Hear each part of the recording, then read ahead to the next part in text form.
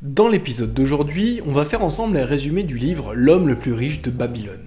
Et si tu t'intéresses aux finances perso, tu as déjà forcément entendu parler de ce livre écrit il y a quasiment 100 ans. En fait, celui-ci regroupe 10 contes, 10 petites histoires inspirantes qui, à chaque fois, donnent une leçon sur la gestion de l'argent. Chacune de ces histoires se déroule dans la ville de Babylone il y a 6000 ans de cela.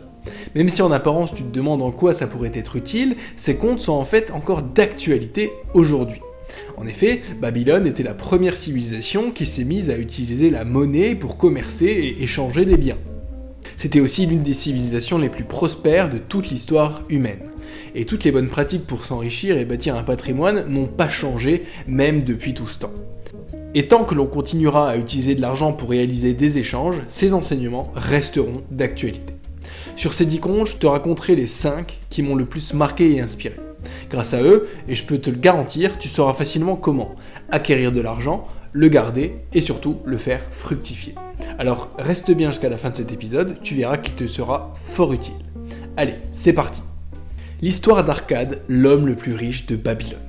Dans l'ancienne Babylone vivait un homme richissime nommé Arcade, dont l'immense fortune forçait l'admiration des habitants de toute la ville. Il donnait aux pauvres, aux membres de sa famille, mais il dépensait aussi beaucoup pour lui-même et ça se voyait. Il avait des gros sous et il ne s'en cachait pas, l'animal. Il avait un beau char, des accoutrements très sympas et pouvait se permettre de succuler les mets les plus raffinés. Et au cours d'une année, sa fortune s'accroissait plus vite que ce qu'il pouvait dépenser, de sorte que non seulement il avait un beau lifestyle, mais qu'en plus, il en sortait plus riche à la fin. Un jour, des amis d'Arcade vinrent le voir et lui demandèrent: « Arcade, tu portes les plus beaux vêtements, tu te régales des mets les plus fins, alors que nous devons nous contenter de nous vêtir et de nourrir nos familles. Pourquoi le sort te choisit-il pour te faire profiter des bonnes choses de la vie et nous ignore-t-il, nous qui sommes également méritants ? C'est que vous n'avez pas appris les règles qui permettent d'accéder à la richesse et que vous ne les avez pas appliquées, répondit Arcade. Dans ma jeunesse, j'ai pris conscience que la richesse est avant tout un pouvoir. Elle permet d'acquérir les plus beaux objets, de naviguer sur les mers lointaines, de déguster les repas les plus fins, d'acheter des parures d'or et des pierres précieuses, de construire des temples pour les dieux. Toutes ces choses qui procurent le plaisir des sens et la satisfaction de l'âme. Je me suis donc promis que j'aurais toutes ces bonnes choses de la vie et que je ne resterai pas à l'écart, jalousant les riches. Étant le fils de parents humbles et n'étant pas plus doué que les autres, j'ai décidé que, pour obtenir ce que je voulais, je devais prendre du temps et me consacrer à l'étude. Pour ce qui est du temps, tout le monde en a en abondance, vous aussi vous en avez. Quant à l'étude, il fallait que je trouve le moyen d'accumuler le plus de richesses possible. Une fois ce moyen trouvé, je devais l'appliquer et correctement. J'étais d'abord un simple scribe chez le maître de la ville. Un jour, Algamish, le riche prêteur d'argent, vint commander une copie de la 9e loi. Il voulait le travail terminé en 2 jours. Mais quand il revint 2 jours plus tard, je n'avais pas fini et il se mit très en colère. Je lui ai alors demandé « Dites-moi comment je peux devenir riche et je travaillerai toute la nuit pour graver le restant du texte. » Algamish sourit et accepta mon marché. Au lever du soleil, le travail était achevé et il m'avoua le secret des riches. J'ai trouvé le chemin de la richesse quand j'ai décidé qu'une partie de tout ce que je gagnais devait m'appartenir. Il en sera ainsi pour toi. « C'est tout ?» ai-je demandé. « Mais tout ce que je gagne, je peux déjà le garder. » Loin de là, dit-il, ne payes-tu pas le courtier, le sandalier, ta nourriture, ton logement? Nigo, tu payes tout le monde, excepté toi. Si tu gardes 1/10 de ce que tu gagnes, tu auras en 10 ans l'équivalent de ce que tu gagnes en 1 an. Plus tout ce que t'aura rapporté ton épargne qui travaille pour toi. Je te paye aujourd'hui ta nuit de travail 1000 fois plus que ce que tu penses, et l'intelligence de saisir la vérité que je te présente. Par la suite, Arcade applique ce principe et commence à mettre 10% de tous ses revenus de côté. Curieusement, il arriva à s'en sortir avec 9/10 de son salaire et à maintenir le même style de vie. En outre, comme Arcade a prouvé sa capacité à épargner de l'argent et qu'il travaillait de manière assidue, son maître le remarqua et lui dit « Tu es compétent et je te propose un poste à responsabilité. Je vieillis, mes fils ne pensent qu'à dépenser et ne pensent jamais à gagner. Tu vas aller à Nippur t'occuper de mes terres, tu seras mon partenaire et tu partageras mes biens. » Un des amis d'Arcade lui dit « Tu as surtout eu de la chance d'hériter d'Algamish. » « De la chance seulement en ce que j'avais le désir de prospérer avant de le rencontrer, dit Arcade. Un autre ami dit « Si ce que tu dis est vrai et que c'est raisonnable, alors tous les hommes pourraient le faire, et il n'y aurait pas assez de richesse pour tout le monde. La richesse s'accroît chaque fois que les hommes dépensent leur énergie, et ce de façon magique. Aucun homme ne peut prédire sa limite, répondit Arcade. Ah, et soit dit en passant, l'idée comme quoi les riches voleraient de l'argent aux pauvres est totalement fausse. Imaginons qu'actuellement je possède 1 million d'euros à investir. Je décide d'acheter 5 appartements immobiliers à disons 200 000 euros. Avec ces 5 appartements, j'apporte de la valeur en proposant des logements de qualité à 5 foyers différents. Mais concernant mon million d'euros, lui, il est parti dans la poche des anciens propriétaires. Personne n'a donc rien volé à personne et chacun a trouvé son compte dans l'équation. L'ancien propriétaire, moi et mes locataires. Les hommes utilisent à leur tour l'argent pour acheter un nouveau bien et l'argent circule de main en main et ce de manière illimitée. Autrement dit, les riches ne volent d'argent à personne et en général ce sont même eux qui stimulent le plus l'économie en investissant régulièrement de l'argent dans de nouveaux projets. Les 7 moyens de remplir une bourse vide. Arcade rencontre ensuite une centaine d'élèves dans le palais du roi dans le but d'éduquer les citoyens babyloniens sur les finances personnelles. Pour mener à bien sa mission, Arcade partage les 7 moyens de remplir une bourse vide. Principe numéro 1, épargnez 10% de vos revenus mensuels minimum. Utilisez votre source de revenus principale pour mettre dès maintenant de l'argent de côté. Au final, c'est un peu le pendant de la règle « payez-vous en premier » qu'on avait retrouvé avec Kiyosaki. Numéro 2, contrôlez vos dépenses. Faites le ménage dans vos dépenses régulières et demandez-vous si elles sont toutes vraiment nécessaires. Vous procurent-elles du plaisir ? En analysant régulièrement votre compte bancaire, vous détecterez peut-être des achats inutiles, compulsifs et des abonnements qu'il conviendrait d'arrêter. Numéro 3, faites fructifier votre or. Dès que vous avez établi une épargne de précaution, vous pouvez investir votre épargne dans des placements risqués mais rémunérateurs. Alors je connais assez mal ce qui existait il y a 6000 ans, mais en version réactualisée, il parle certainement des actions, des obligations, des parts de SCPI, du crowdfunding, du crowdlending, etc. J'en profite à ce stade pour faire une parenthèse pub au profit de mon pote Gwen, qui gère un blog qui parle d'investissement. Il y interviewe des superstars des finances perso et il y rédige des articles de grande qualité pour t'expliquer toutes les notions qu'on a évoquées juste avant. Tout ceci complètement gratuitement, donc si tu veux aller jeter un œil sur son site, tu peux taper directement www.selancerenbourse.fr ou suivre le lien que je te mets directement en description de cet épisode. Numéro 4, protégez votre capital contre les pertes. Investissez uniquement dans des projets viables et évitez les promesses trop alléchantes. Si vous prêtez votre argent, assurez-vous de le prêter à des personnes capables de vous rembourser et qui ont une bonne réputation. Numéro 5, achetez votre résidence principale. Alors ça, j'en conviens, c'est un élément qui est discutable et qui dépend de la situation de chacun et de là où vous vivez. En fait, c'est un peu le débat qui fait frétiller tout le monde des finances perso parce qu'au final, il n'y a pas de bonne réponse. Ça dépend de beaucoup de paramètres du genre le prix que tu as payé au mètre carré, si tu as fait des travaux, combien de temps tu comptes rester dans le bien, et à ce moment, est-ce que tu veux le garder pour le louer, le revendre ou même en faire une maison de vacances. Si tu veux, je te mets un sondage en dessous de cet épisode parce que si t'aimes les finances perso, t'as forcément déjà un avis sur la question et ça m'intéresserait de le connaître. Quoi qu'il en soit, l'auteur recommande ici d'acheter sa résidence principale dans le but d'investir dans ton patrimoine plutôt que d'enrichir un propriétaire via le loyer que tu vas lui payer. Numéro 6, préparez votre retraite. Assurez-vous des revenus suffisants lorsque vous ne pourrez plus travailler activement. Numéro 7, ne cessez jamais d'apprendre. Étudiez les meilleurs investissements, les bonnes pratiques à maîtriser et renseignez-vous auprès de sources fiables, livres, formations ou encore des échanges entre des investisseurs expérimentés. Les 5 lois de l'or. Le vieux Kalabab raconte à ses serviteurs l'histoire de Nomazir, qui était le fils d'Arcade, donc l'homme le plus riche de Babylone. Nomazir vivait chez ses parents en attendant d'hériter. Plus tard, lorsqu'il eut droit à sa part, Arcade lui dit « Mon fils, je veux que tu hérites de mes biens, mais avant tout, tu dois prouver que tu es capable de les gérer sagement. Je te donne 2 choses que je n'avais pas quand j'ai commencé à bâtir ma fortune.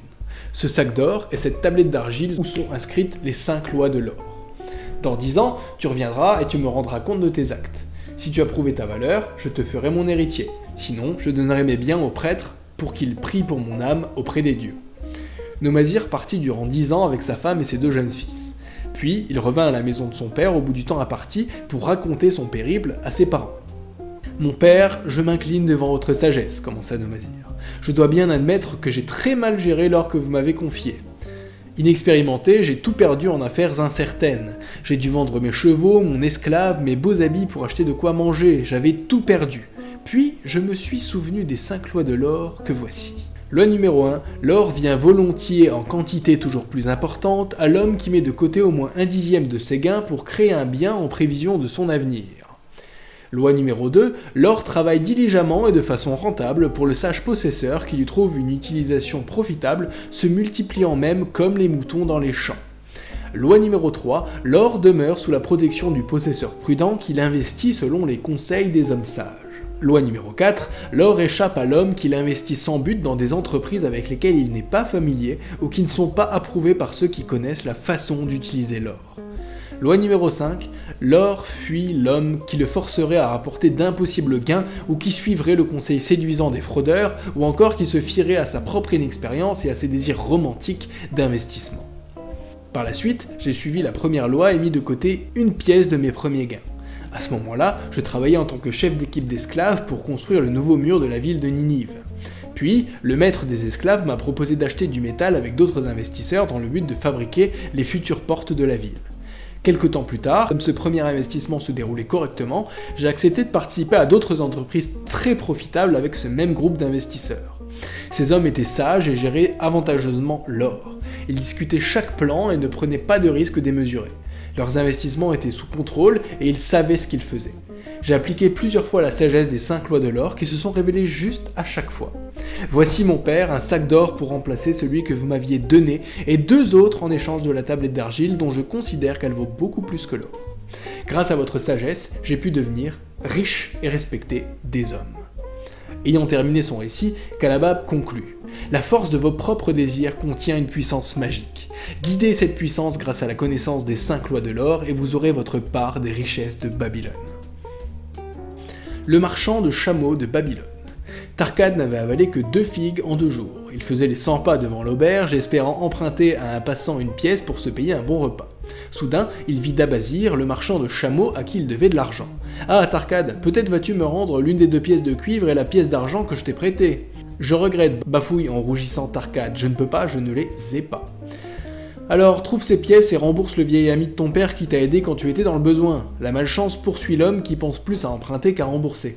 Viens avec moi, garçon, j'ai grand faim, je vais te raconter une histoire pendant que je mange. » Le cœur de Tarkad défaillit. Il dut s'asseoir devant cet homme qui allait dévorer un gigot de chèvre devant lui.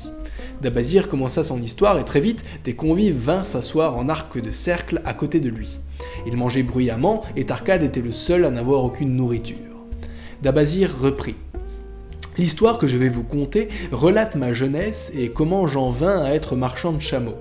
Sans expérience, je ne savais pas que celui qui dépense plus qu'il ne gagne sème les vents de l'inutile indulgence envers soi qui deviennent vite des tourbillons de problèmes et d'humiliations.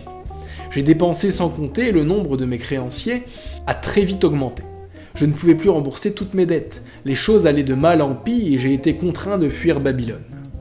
Je me rendais compte à quel niveau de dégradation j'étais tombé. Peu de temps après, je me suis associé à un groupe de voleurs des caravanes de marchands. Mes butins étaient vite gaspillés. Puis un jour, lors d'un assaut avec mes camarades, nous avons été attaqués par les protecteurs des marchands. Dépouillés de tout, nous fûmes vendus comme esclaves. Mon maître, un chef du désert syrien, m'a amené devant ces 4 femmes pour lesquelles je devais être eunuque. Je me trouvais debout, effrayé par ces 4 femmes qui m'observaient. La plus âgée, Syrah, me parla d'une voix froide et me fit comprendre qu'elle cherchait un gardien de chameau. J'ai donc été donné à Syrah pour la conduire en chameau partout où elle souhaiterait. Je lui dis que je n'étais pas esclave de naissance, mais elle me fit remarquer que je ne pouvais être un homme libre, puisque ma faiblesse m'avait conduit à ma situation. Je lui racontai que cette situation venait du fait que je m'étais fortement endetté et que je vivais au-dessus de mes moyens. Un jour, elle me demanda si j'avais l'âme d'un homme libre ou l'âme d'un esclave. Je lui rétorquai que j'avais l'âme d'un homme libre. Je te donne alors l'occasion de prendre 2 chameaux et de te sauver. Prouve-le en faisant tout pour rembourser tes dettes. J'ai dû traverser le désert et j'ai failli mourir avec mes chameaux. Mais l'idée que mes dettes étaient mes ennemis et que je devais les combattre m'aida à retrouver la route de Babylone. J'étais prêt à tout pour retrouver ma vie d'avant et vivre de nouveau avec ma femme que je n'avais pas vue depuis des années. L'âme d'un homme libre regarde la vie comme une série de problèmes à résoudre et les résout. Je m'en allais conquérir mes ennemis et récompenser mes amis. Et toi, Tarkad, as-tu déjà pris le chemin qui mène au respect de toi-même? As-tu le désir de régler tes dettes et d'être un homme respecté à Babylone? Le jeune homme répondit. Tu m'as montré le chemin, dit Tarkad tout ému. Je me sens déjà monter en moi l'âme de l'homme libre. Dabazir finit son récit par ces mots. J'étais déterminé à payer toutes mes dettes. J'ai demandé à Maton, le prêteur d'or, de m'établir un plan de remboursement que j'ai suivi jusqu'au bout, et mes créanciers sont devenus mes amis. Ce plan était très simple. Garder 10% de mes revenus et les investir. Utiliser 20% de mes revenus pour rembourser mes créanciers à part égale, et vivre avec les 70% restants. De ce fait, Dabazir, le marchand de chameaux, avait compris une grande vérité, une vérité appliquée par les hommes sages de son époque et qui avait aidé nombre d'hommes à surmonter les difficultés et à connaître le succès. Lorsqu'on est déterminé, on trouve les moyens. Le travail pour ami. Charunada, le prince marchand de Babylone, avançait fièrement à la tête de sa caravane. Il ramenait de Damas un jeune homme, Adan Gula, le petit-fils de son ancien partenaire, Arad Gula. « Pourquoi travaillez-vous si dur » lui demanda Adan Gula, « faisant toujours de longs voyages avec votre caravane ? Si j'avais votre fortune, je dépenserais mes shekels à jouir de la vie, le travail est fait pour les esclaves. J'ai toujours voulu vivre à Babylone, la ville où mon grand-père a fait sa fortune. Hélas, mon père et moi ne connaissons pas son secret pour attirer les shekels d'or. » Charunada ne répondit pas. 3 vieillards labouraient un champ et il les reconnut. Il y a 40 ans, il retournait le même champ. Le bon vieux Megiddo, enchaîné avec moi, s'était moqué d'eux. « Avez-vous dit que Megiddo était enchaîné avec vous » demanda Adan Gula, surpris. « Oui, nous portions un collier de bronze autour du cou et une lourde chaîne nous reliait l'un à l'autre. J'ai été esclave, mon frère avait tué son ami, et j'ai été asservi à sa veuve pour éviter des poursuites légales. Quand mon père n'a pas pu payer ma libération, la veuve m'a vendu au marchand d'esclaves. Megiddo me disait qu'il aimait travailler car le travail lui avait apporté de bonnes choses. Il nous fallait dire que nous faisions du bon travail pour un bon maître. Ainsi, nous aurions une chance d'être achetés dans de bonnes conditions et ne serions pas battus. Certains hommes détestent le travail et en font leur ennemi. Megiddo, lui, en avait fait son ami et il me fit promettre que, si j'avais un bon maître, je travaillerais aussi dur que possible. Un fermier approcha de nous et nous regardait d'un œil intéressé. Megiddo l'interrogea sur sa ferme et ses récoltes, et le convainquit qu'il lui serait d'une grande utilité. Il suivit bientôt son nouveau maître et disparut. Un peu plus tard dans la journée, un homme à forte corpulence se dirigea vers nous et demanda s'il y avait un pâtissier parmi nous. Je lui soumis l'idée qu'avec ses compétences, il pourrait me former et comme j'étais jeune et que j'aimais travailler, je ferais de mon mieux pour garnir sa bourse d'or et d'argent. À ma grande joie, le marché fut conclu avec le marchand d'esclaves et je m'éloignai avec mon nouveau maître. Celui-ci m'enseigna comment moudre l'orge, comment monter un feu dans le four, comment pétrir le pain et faire des gâteaux au miel. Puis, je lui proposai de vendre des gâteaux aux hommes affamés de la ville, ce sur quoi mon maître, Nananaïd, accepta de me reverser une partie des bénéfices sur chaque vente. Me promenant chaque jour avec mon plateau, j'ai rapidement trouvé des clients réguliers, et Nananaïd, bien content de mon succès, me donna volontiers ma part de gain que je conservais dans un sac. Megiddo avait raison de dire qu'un maître apprécie le bon travail de ses esclaves. Un de mes clients n'était autre que ton grand-père, Arad Gula, qui appréciait mon dynamisme, mon goût du travail bien fait et ma volonté d'économiser. Arad devint mon ami et bien plus tard, après bien des mésaventures, je le retrouvai. Il m'attendait dans la cour de la maison de mon maître. Il m'embrassa comme un frère et m'annonça qu'il avait besoin d'un partenaire pour ses affaires à Damas, tout en brandissant une tablette d'argile portant mon titre. Mes yeux se remplirent de larmes de reconnaissance envers Arad Gula. Grâce à lui, j'étais un homme libre. Tu vois, le travail, au moment de ma grande détresse, s'est avéré mon meilleur ami. Alors, Adan Gula posa la question. Est-ce que le travail était la clé secrète des shekels d'or pour mon grand-père ? C'était la seule clé qu'il avait et que je l'ai connue, répondit Charunada. Les dieux ont apprécié ses efforts et l'ont récompensé. J'ai toujours espéré être un homme comme mon grand-père, lui confia Adan Gula. Je n'avais jamais compris quelle sorte d'homme il était. Vous me l'avez montré. Je l'admire d'autant plus et me sens déterminé à devenir comme lui. Pour conclure, dans cet épisode, tu as écouté 5 des 10 paraboles de l'homme le plus riche de Babylone. Je trouve que le format des contes est léger et intéressant, ce qui aide à retenir les histoires plus facilement. Après tout, le message passe toujours mieux quand il y a une histoire derrière. Comme tu l'auras compris, le principe clé avec ce livre est qu'il faut épargner au minimum 10% de ses revenus dans le but de les investir. Cet argent, une fois qu'il aura fructifié, te permettra de préparer ton avenir, ta retraite ou tout autre projet qui te tient à cœur. Voyage, résidence principale, etc. De plus, cet ouvrage nous met en garde sur les placements hasardeux et risqués, éviter d'investir dans des placements que l'on ne maîtrise pas, l'importance de choisir des associés et des investisseurs aux mêmes valeurs que nous, le fait de vivre au-dessus de ses moyens et de contracter beaucoup de dettes. Enfin, dans la dernière parabole, on sait qu'obtenir des résultats sans travailler n'est tout simplement pas possible. Même si la société d'aujourd'hui peut nous faire croire le contraire, où il suffit d'acheter un produit pour devenir riche, on sait très bien que la réalité est tout autre. Si tu connais quelqu'un dans ton entourage qui a des difficultés à gérer son argent et qui a besoin d'aide, alors partage-lui ce résumé, ça l'aidera sûrement. Voilà, j'espère que le résumé d'aujourd'hui t'aura plu. Si c'est le cas, tu likes, tu partages, tu t'abonnes. Et si tu es sur Spotify, tu n'hésites pas à me mettre un petit 5 étoiles, ça fait toujours plaisir. En attendant, je te dis à bientôt pour un nouvel épisode. C'était ebook. Ciao ciao.